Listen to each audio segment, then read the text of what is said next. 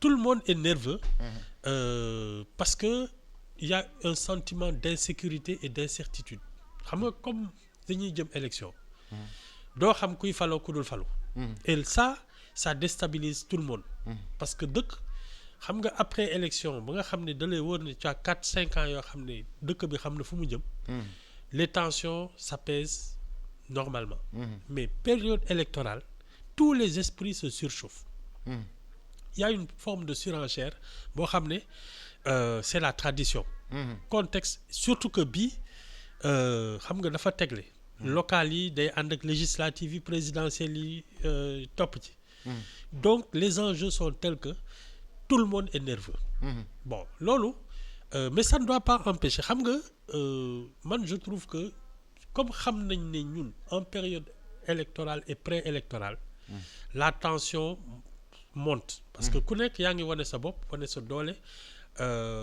les activités de regroupement deviennent de plus en plus nombreuses dañu waroon di anticiper parce que tàmm nañ ko xam nga di fexe ba su dara amee parce que tu peux pas aussi empêcher les gens d'avoir des activités comme en période normale mais renforcer la sécurité c'est-à-dire foo doon def benn gendarme def fa fukk foo doon def benn policier def fa téeméer quitte à faire sortir l'armée pour que le maintien de l'ordre soit permanent parce que dëkk day stable xam nga fii dof-doflu bi yëpp su boroom takk der yi génnee ñëppay nite ñëppay réglé waaw yii ñun suñu waaw mais balaa takk der yee ñëw la ñuy def li ñuy def non tu sais c'est dëkk xam nga gouverner aussi c'est prévoir da ngay mën anticiper xam nga ne période bii ñu jëm ku nekk nga commencé di wane boppam xam nga bi Barthélémy Diaz ne dafay génn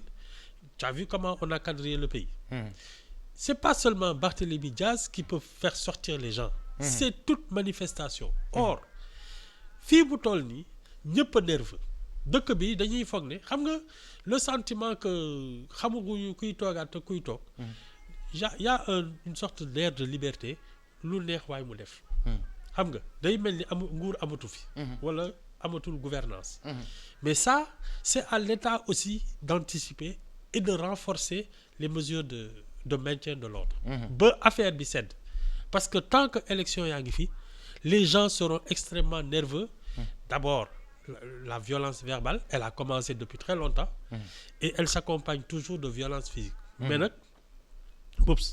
ñun on n'est pas dans des pays où justement ay affaire ay clan ay ethnie ñuy génne seen fetal reyanteeg yooyu donc on n'est pas dans ça mais nag dañuy tegante dënn mais Ibou Fall ça c'est la tradition Ibou Fall musul am élection au Sénégal où les gens n'ont pas Ibou Fall ne se sont pas affrontés. Ibou Fall, il y a eu mort d'homme à Rufisque. Non, les gens dans un match de football. Oui, mais attends. Les gens, on a mis 5 ans à réfectionner le stade. Xaaral Ibou Fall. On a mis 5 ans à réfectionner le stade. 5 ans. 5 ans ñu aj nawetaan yi ñëpp di kaas. 5 ans ñuy defar stade bi ñëpp di kaas. 5 ans ba stade bi pare. ñu ne déjà stade bi baax nag baaxul tribune yi bu ci kenn toog parce que tribune yi day yànq d'accord ñu pare stade bi lancer stade bi nit ñi di football y a eu mort d'homme ba pare di lakk gazon synthétique bi on brûle gazon synthétique bi nga xam ne li ñu daj pour am ko nit ñi di ko lakk. xam nga foule y a rien de plus facile et de plus spontané qu'une folie collective foule moo mel noonu. foo dajale ay nit seen cugeel tàng ay yëfi dof la ñuy def ça moom il faut le savoir tout de suite l'autre chose Boubs le drame de Demba Diop oui jusqu'à présent pour man du xeex bee rey xale yi c'est la responsabilité de la réflexion qui peut être engagée parce que quand un mur s'effondre buuxante c'est bien c'est un stade qui est conçu pour accueillir 50 000 personnes dëgg waroon na mën a dëgër boo xam ne su ci nit ñi wéeroo mur bi du daanu moi dans cette affaire aussi j'aimerais bien savoir quelle est l'expertise parce que enquête bi du ay affaire u nit koy xeex rek dañuy seet tam réflexion stade bi est-ce que ils ont le matériau utilisé la manière dont on a réfectionné le stade parce que su dee effondrement mur bi moo rey nit. non on ne sait pas. ndox kenn xamul. Voilà kenn on ne sait xamul pas lan moo mais rey nit. on ne peut pas dire que ay nit ay xeex la ay tiré nañu penalty baa ngi nii dañuy war a dóor penalty bi kenn du fi dóor penalty nit ñi wàcc ci biir pelouse bi xeexoo nit dee mais. taal pelouse mais xanaa mën nga bañ a taal pelouse bi. Boops nee naa la d'abord affaire wu football gis nga football day déchaîner passion yoo xam ne surtout nawetaan yi parce que y a tellement de questions dans le football qui touchent à l'irrationnel humain xam nga ay magum jëm yu sol tubéy yu gàtt di daw ci gannaaw benn bal déjà xam nga ils sont pas normaux il y a quelque chose d'irrationnel dans le football la passion du football loolu je ne te l'apprends pas am na benn dëkk foog naa Colombie la benn joueur il a raté un penalty on l'a descendu dans son pays bal fettal lañ ko dóor ay affaire ça c'est mondial affaire football moo àndul ak sago mais quand on sait que c'est ça et que les navétanes sont extrêmement passionnés parce que affaire koñ la affaire identité la te xam nga ñun on transfère beaucoup de nos frustrations sur nos célébrités muy vedette muy footballeur muy homme politique nit ñi dañuy yenu seen àddina dañuy yenneeku seen àddina saf ko nit muy politicien muy ñi naan dañ leen fan yooyu loolu c'est normal moi ce que je trouve anormal mooy que événement yu mel ni xew parce que ce sont des ascenseurs sociaux Boops mës nga gis ay taalibe di football ay taalibe yu bëri di football ci taalibe yooyu y en a qui rêvent de devenir Sadio Mané nga xam ne lii football di def ci nit yaakaar bu muy def ci nit moo koy teqaleeg sago mooy comme làmb ji nit ñi mënuñ ci am sago parce que mën na yóbbu nit ci zéro jëlee nit ci zéro dalal ko ci superstar te loolu c'est comme un rêve nit ñi duñ ci ànd ak seen sago quand il y a des choses comme ça il faut que le maintien de l'ordre soit renforcé nit ñi ku leen bàyyi ak seen sago dañuy def ay dégâts parce que li ci ëpp ay xale lañu ensuite il faut constater la baisse du niveau de l'éducation nationale. L'école publique du niveau. Ah oui, l'école publique s'est effondrée. Dañu waxante dëgg. L'école publique s'est effondrée. Oui. Mais et puis nawetaan buy ñëw ba décembre quand même c'était des activités de vacances nga xam ne nit ñi ils ont plus rien à faire nawetaan c'était des activités de défense. Activités de vacances. Oui, qui doivent se terminer au mois d'octobre. Ay septembre wala yooyu parce que normalement ce sont les clubs les associations sportives et culturelles nga xam ne dañ doon am ay troupes de théâtre dañ doon am ay kiw football dañ doon am énormément d'activités de vacances diggante juin ak septembre wala octobre qu'est-ce que les navétanes font jusqu'en décembre jëm janvier nga xam ne les choses sont parties en lambeaux. Ah ouais. Mais qu'est-ce que t'appelles l'effondrement de l'école publique? Mais lan moo si yoonu école d'abord je pense qu'il y a trop pour ce que l'école a été au début des indépendances. Aujourd'hui la scolarisation des gens aurait dû être plus importante. La qualité de l'enseignement a baissé. La qualité de l'enseignement a baissé. Ah ouais. Da ngay gis il y a de rares îlots et ça c'est le privé qui fait encore cet effort parce que Boops xam nga ñun lan la école publique amoon te ci man amatu ko man quand j'étais lycéen wala écolier su ma romboon suñu prof wala suñu maître hors de l'école j'étais sûr que je serai interrogé demain. Exactement déjà loolu da nga koy moytu di taseeg say prof. Voilà surveillant waxuma la surveillant général ak censeur ak yooyu gis nga dans la cour du lycée surveillant bi su doon dox kenn du noyyi on n'osait pas waaye yow pourtant dóorewuñu woon defuñu woon dara mais il y avait une autorité. Dóorewuñu defuñu dara mais il y avait une autorité. Aujourd'hui tu veux dire que il y a pas d'autorité? Non, mais il y en a plus ñun xam nga quand les mouvements de grève là ont commencé dans les années 80 ak yooyu les gens les lycéens ils sont allés jusqu'à négocier avec le secrétaire général de la présidence à l'époque Jean Collin nga xam ne tëb nañu seen proviseur lycée bi ñu defee coordination nationale tëb nañu ministre de l'éducation nationale ils sont allés et te boobu Jean Collin c'était l'homme fort du régime moo doon chef sax Abdou Diouf c'est avec ces gens-là que les élèves discutaient nga xam ne le système s'est effondré à l'époque déjà parce que dans un cadre normal un proviseur règle les problèmes su méttee ba métti waxuma la surveillant gi nii sax de temps en temps affaire bi déborde surveillant bi ak surveillant général mais le proviseur war na mën lijjanti loolu à chaque établissement on doit mais ñun man musuma bi ma nekkee lycéen musuma xalaat dugg sax ci bureau proviseur bi tu étais intimidé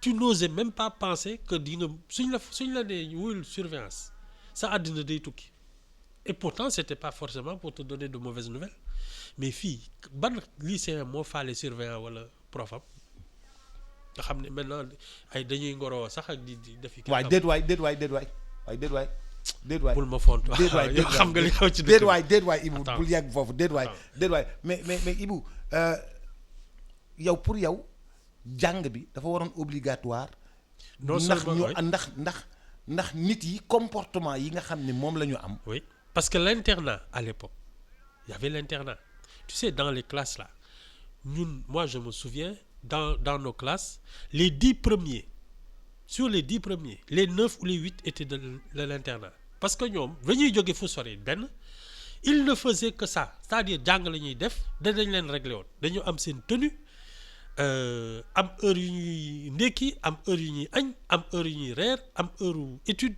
c'est-à-dire leur emploi du temps était millimétré et ñoom ils n'acceptaient pas que d'autres perturbent le cours parce que ñoom ils étaient venus de loin pour jàng dogoog seen ay waa kër ak yëpp ba pare xam nga quand tu es à l'internat il y a une discipline de fer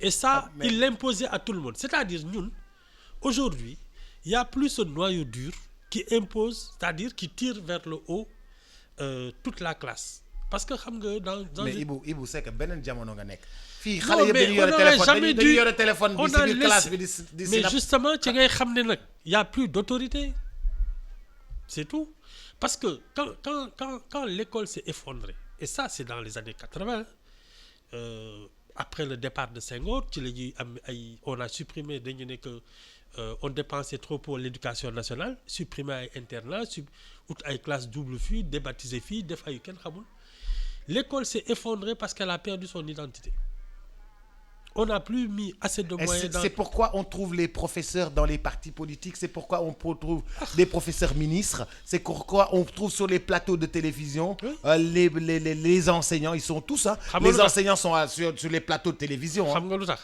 oui le statut de l'enseignant dans les années 60 c'était l'élite c'est-à-dire suñu monsieur sax la ñuy wax xam nga monsieur nga xam ne y avait une forme de vénération directeur d'école nag waxuma la kilifa ngay nekk moi je me souviens enfin quand tu regardes l'histoire de Mamadou Dia c'est parce qu'il était directeur d'école moom doon politicien c'était un directeur d'école ñu ne ko oui y a des hommes politiques qui nous ont demandé maintenant qu'on ait une représentation mooy suñu première assemblée territoriale yi doon politique mais dañ ko ne yow c'était le directeur d'école yow yaay recevoir homme politique yi yow yaa leen di tontu te ñun dañu bëgg nga représenter ñu c'était je crois à Fatick c'est comme ça que on les a forcés parce que c'était l'élite les enseignants étaient les gens qu'on respectait le plus non seulement ils sont mal payés mais on a eu un moment xam nga y a eu une vague de baolisation si on peut dire ça comme ça c'est-à-dire wutum xaalis bi da ngay dem nekk baana tu fais le tour du monde ñëw indi xaalis nit ñi naan kat njàng mi amul njëriñ lijjanti koppar jàng bi amul njëriñ jàngale bi amul njëriñ waaw lijjanti koppar moo fi am doole et cetera et donc le statut de l'enseignant et même de ceux qui savent c'est dévalorisé après dañuy naan ku amul xaalis tekkiwoo dara nga jàng nga alors yaru. que enseignants yi amuñu woon xaalis. mais ils étaient mais ils étaient respectés. oui parce qu'ils savaient se tenir en plus. Ils savaient se tenir. Oui, bien sûr mais il y a eu une vague de recrutement tam li ñu doon wooyee aile de dinde yi. enseignants yi nga xam ne amoo sax brevet ñu dugal la ci. mais il y a eu ça aussi. Le système s'est effondré dans les années 80. Alors, quand on te dit, oui, le temps où Diouf ak yooyu, c'était un homme d'État, attends, laisse-moi tomber. Ils ont saboté, ils ont saccagé l'école et c'est ça le résultat. Pour toi, l'école sénégalaise a été sabotée? Oui. Entre 80 et 2000, ça a été un saccage. Mon lu leer la alors. Mais loolu mooy reflété wu ci li ñu nekkee nii. Oui. Parce que l'école ne t'instruit pas seulement, elle t'éduque. L'école ne t'instruit pas seulement, elle t'éduque. ci biir jàng bi da lay jox savoir vivre. Savoir se tenir. Oui. lépp loolu mooy savoir se tenir. Le sens de l'autorité. savoir se tenir boobu mooy tax. bu nit ñi xeexoo. yow nga arrière ne doo xeex. wala soo ñëwee stade da ngay rang jënd ticket tranquillement kenn du jéggi kenn du tëb kenn du def dara ñëpp ànd discipline un par un di jàll parce que ñun suñu bunti classe dañ doon rang 8 heures lañ doon dugg 8 heures moins le quart tout le monde était là entre 8 heures moins 10 et 8 heures pile dañuy rang silence amoon na benn surveillant bu nekkoon fii il se promenait avec un peigne laa la wax dans les rangs ku peñewul mu peñe la ci taxawaay mais attends. ku dugg classe da ngaa war a peñew. da ngay peñew. xale fii 6e Blaise Diagne bi. xale ay dreadlocks la ñu yóbbu école. y a plus d'autorité Boubs c'est aussi simple que ça moo tax lii yëpp et ça se reflète maintenant dans la vie extrascolaire parce que école da lay yar da lay jox xam-xam da lay yar. léegi yow pour yow violence bi nga gis fépp. Bon, il y a le contexte aussi. Non, électoral. mais à part le contexte, mais... C'est l'effondrement de l'éducation nationale. Mais Ibou Fall, l'effondrement de l'éducation nationale, oui. Mais tu sais, ces députés qui se battent ont été éduqués. Non. Ces députés qui se battent, non. Non, du tout. Non. Ces gens qui... Boups, suñ la yaree, quel que soit le contexte, tu fais preuve de savoir-vivre. Dara du la ko jaral. nit buñ la yaree. waaw dara du la jaral contexte dara du la ko jaral moom kay xam nga dafa am ñoo xam ne dañuy nëbb seen jikko parce que yeggaguñu fu ñu bëgg a toll. mais xam nga balaa ngay xam nit rek mu regg. mu yegg fu mu bëgg a yegg. waaw kay day yebbeeku c'est comme ça comme tekki nañu ils sont à l'Assemblée nationale ak yooyu ñu ngi yebbeeku ñu ngi gis seen jikko. ñi ci bëgg ñi ciy politique dëgg xëy na ñu ngi politique dëgg mais ñi nga xam ne foog nañ ne léegi dara tëw leen yaa ngi gis ni ñu mel ci kii bi ñooy saaga ñooy xeex ñooy trafiquer ay kii diplomatique ay passeport ñoo fiy def yu ne ay trafiquer ay faux billets yooyu ñu ngi yebbeeku kenn yaru leen c'est ça la vérité. loo maa xoolee ni dama xam ni rek bu fekkee ni ñooñu noonu nga xam ni c'est l'élite. C'est pas l'élite. C'est pas l'élite, ce sont des privilégiés. C'est pas l'élite, c'est des privilégiés. Ce sont des privilégiés, c'est différent. L'élite, c'est se tenir et elle tire par le haut son pays. Ça, c'est des gens qui sont arrivés à des positions de privilège et qui ne les méritaient pas. xam nga soo falee ko warul falu rek ñëpp sonn mooy dof bu bëri wërsëg rek. C'est tout. mais Ibou Fall mënoo ma wax ne ma ñii nii ni ñu nekkee nii. nga ne seen yar baaxul. déedéet moo feeñ. Boubs kuy dóoree mën kuy saaga vraiment nekk fi naan woy ils sont gentils ak yooyu kii te li ngay gis wóor na ne kii ku yaradiku rek a koy def waaw nga bëgg ko woy la. Il faut pas que je me voile la face. Beaucoup, jamais. Mais je c'est pour ça, tu sais, et ça se reflète sur l'état du pays. Parce que taluñu liñ leen doyee xam nga contrôler l'action d'un gouvernement s'enquérir des besoins de la population c'est-à-dire da ngay am modestie da ngay am humilité da ngay am aajo. wàcce sa bopp. dem di seet nit ñi di kii mais ki nga xam ne dès que mu falu day commencé ut ay garde du corps di ubbi ay audience génnatul këram changer numéro de téléphone xam nga ni kii dafa doon xaar ba yéeg pour doog a wane boppam parce que bi muy wër nit ñi dafa doon bunt ak bunt. attends am déet. wut garde du corps. tëj buntam changer numéro de téléphone takk jabar ju bees naan kële sax xam nga màgget na et puis. jekkul yooyu dinañuy def. non mais Ibou Fall. laajteel fii am na fi ñoo xam ne dégg naa dañ leen nommé rek ñu ne yow man sama soxna si daal vraiment elle n'est pas présentable xaaral ma wut koo xam ne waaw su ma génnee nit ñi nañ ma naw mais yooyu la ñuy def ñoom la de. ñoomi rek. ñoomi neen ñoo yor dëkk bi. bu ñu dama bëgg génn foofu. génnal gaaw waaw génn changé. gis nañu kii di Diouf Sarr def meeting am bu rëy. dem King Fahd Palace def meeting bu rëy.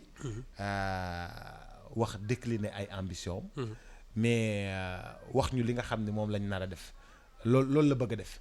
mais Ibou est-ce que yow gëmati nga benn politicien. du ñuy de xam nga d'abord.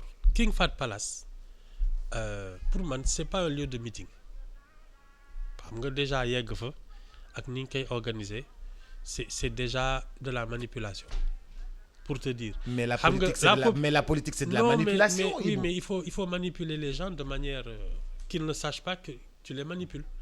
Moi tu fais un meeting en plein Grand Yoff enfin moom Yoff la nekk. waaw moom mu meeting biir Yoff. di lancer sa campagne. Au milieu des siens mu fees del loolu mën naa ko dégg mais King Fahd Palace jël ay parce que affaire jël ay car solal ko ba mu fees del ut ay t-shirt ak ay casquette mais ça c'est payer des figurants boobu c'est comme dans un film un grand film tu as besoin de figurants tu as les moyens tu payes des figurants ñu sañ sa ba jekk te ay drapeau suñ la ne à 5 minutes du truc da ngay tàccu nga tàccu après ñu jox la sandwich jox la passe ne la à la prochaine mais attends ça c'est facile quand tu as les moyens de l'État c'est tout. yow xam nga yow moi je c'est de la figuration je t'aime pas trop. waaw d'accord je sais yow chaque jour nga wax ma ko yow kay chaque jour nga daa xam man maa ñàkk jom rek. non je t'aime vraiment non, pas trop. c'est de la figuration et ça c'est juste parce que tu as de l'argent c'est tout. mais xuus ci biir non ku amul xaalis nooy def da ngay xuus ci biir nit ñi di leen neexal ba kii soo wootee ñëpp mer ànd ak yow xam ne yaay faj seen mer foo taxaw. nit ñi ñoo ñëwal seen bopp mais bien sûr mais quand tu as les moyens de mettre des gens de les payer de les transporter de les ramener mais attends ça c'est du cinéma c'est tout ndax sa bopp nag yomb na surtout soo amee xaalis boo xam ne génnul sa poche. yow pour yow daal gars yi demuñu ci terrain bi. nekkuñu ci loolu. non ils font de la figuration c'est tout ils ont de l'argent ils peuvent acheter des figurants woo ay nit jox leen ay t-shirt jox leen xaalis jox leen kii organiser yendu dik leen. gars yi def ceebu yàpp. c'est tout yu niin. sorance yeeg pom yi di doo daay waaw niin bat waaw. après nag nga kii ñu jox la sifflet jox la drapeau mais ça c'est facile quand tu as l'argent les moyens de l'État c'est facile. yow daal noonu nga ko gisee. ça ne va pas plus loin. ça ne va pas plus loin noonu nga ko gisee daal. loolu la daal non de toute façon xam nga wax ji yëpp ça va se jouer dans les urnes su nit ñi di voter ku ci ne ci sa biir xol. yow xam nga fan la réew mi toll ak lan nga yëg. bés bu jotee nga dem. mais bu fekkee ni loolu la Ibou les gens sont fatigués ñoom kon ñoom du ñu am dara parce que nit ñi dañoo sonn. mais xam nga comme on dit tu peux choisir entre la peste et le choléra tam ki fi ne baaxul mais ki muy wujjeel tam tanewul donc parce que souvent ça se passe aussi comme ça tu as soit la peste soit le choléra xam nga ne dans tous les cas tu es mort. léegi la bonne santé ça se trouve où?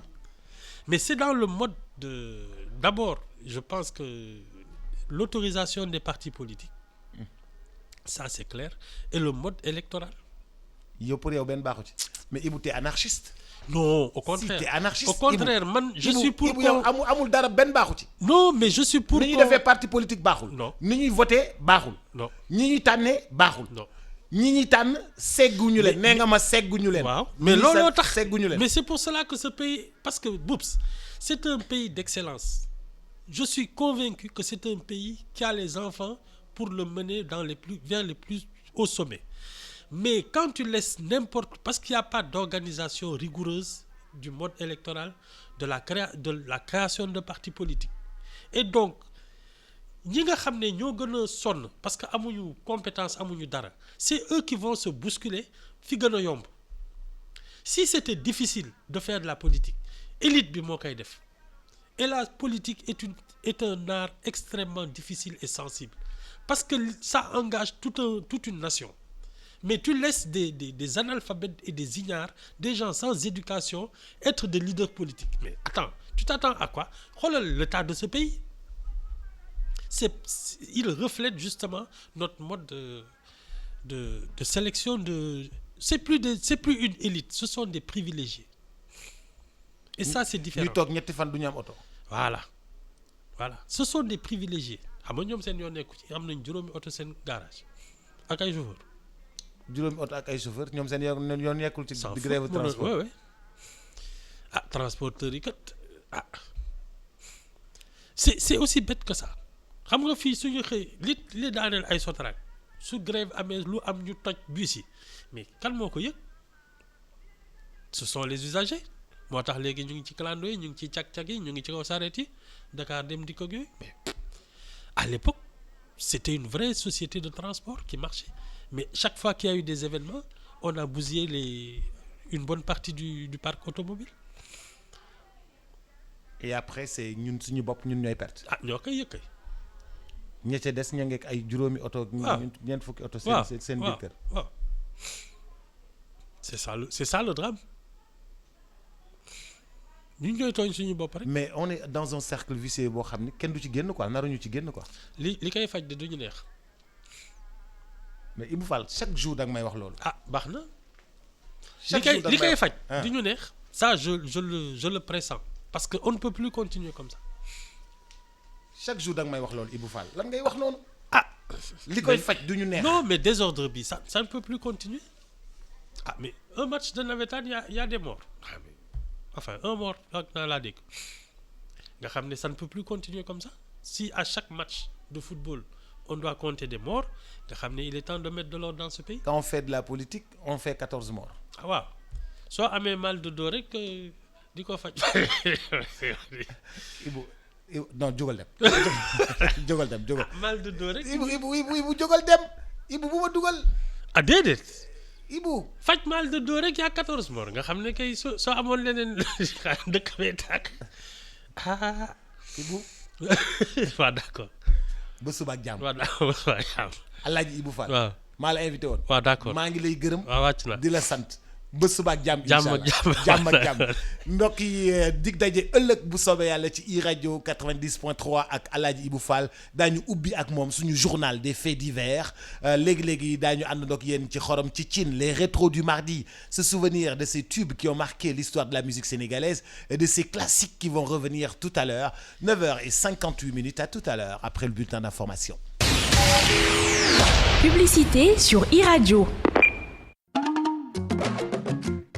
Quand tu n'es pas free, tu ne peux pas participer à la grande tombola Illimax. Alors, libère-toi, relève-toi et tente de gagner 2 voyages à Dubaï par mois, 2 terrains par mois et une villa. Active